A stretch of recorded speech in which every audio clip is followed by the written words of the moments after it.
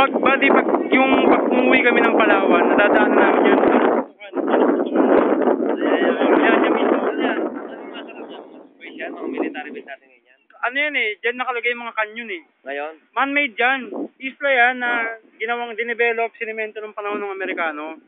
Hindi, ngayon, may mga... Wala na. Historical landmark na lang. Pero may bantay dyan sigurado. Kasi parang ano yan eh, landmark yan eh. Landmark. Mga historical landmark na yan. Base yan. May mga ano pa rin tayo dyan, mga marine, mga yan eh. Wala na buddy. Ano na lang yan. Parang... Pero palagay ko, meron pa din dyan, ano, meron kanyo, lalabo pa rin yan, no? Oo naman. May panlabo pa rin. Pang-defense pa rin yan, buddy. Pag dumating ang oras na, ano. Alam mo, may lalabas yung malaking kanyon, no? Park. Hindi natin, dahil ano ng US eh, dinevelop na US yan. Eh, malay mo ba, yung tabi-tabi dyan, baka may mga nakaloob na sapa rin dyan eh, hindi mo alam eh. Kaya yung pipe na yan, di ba, may sapa rin dyan, baka may biglang labas dyan eh. Yan. Ito po, dito po yung sa Ternate, Cavite, ito yung marine. Base ng marine dito po nagtitraining yung mga marines. Ito naman, ginawa nilang resort. Open na rin sa public to, pero limited lang din po. Yan.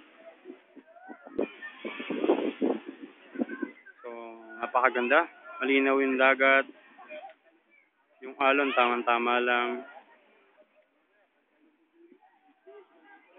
So, hindi natin kasing ma-zoom masyado yung camera.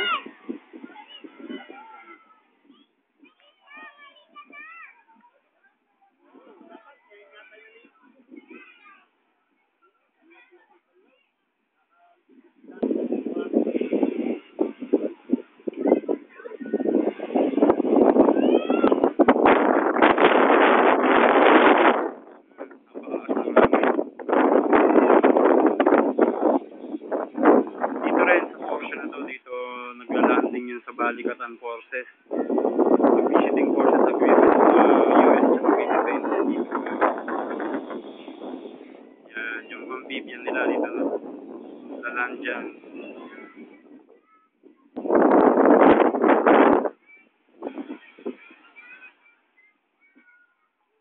Look at the sand, napakaganda.